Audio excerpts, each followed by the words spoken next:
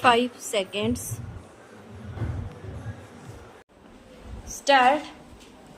I am glad that I have been asked to lead our discussions on energy issues. Stop. As a developing country, it is a question of vital concern to us in India, both for our rural population and our industries. Stop. Each country has its own energy perspective and must develop those sources of energy where it can derive the best results, not just in terms of immediate profit but in the long term interest of its people. Stop. Conditions of every country, availability of basic sources of energy and capability will determine its choice of the technology of energy. Stop. When coal and oil begin to be used as motive power for industry and transport, there was a great transformation which brought forth both prosperity and poverty on a scale hitherto unknown to man. Stop.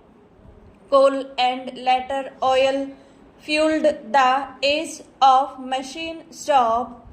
Oil began to replace coal because of its cheapness and superior utility.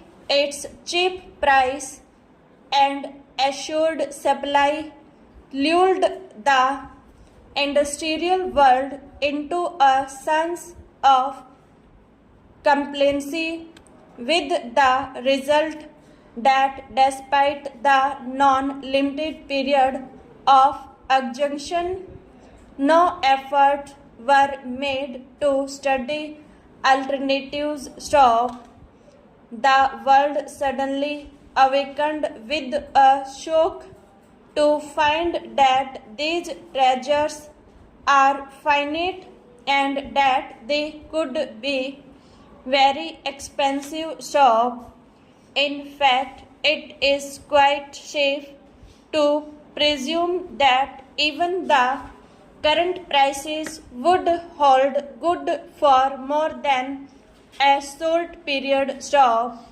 Consequently, we have all to become conservatives or conservationists, if you like, and the wasting suffering has to come to an end. Stop.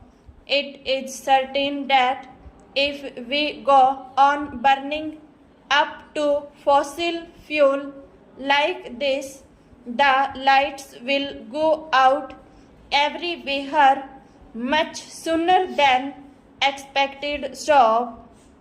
Is it for such a fate of chilly darkness that human intelligence has striven all these progressively to a happier state of living? Stop.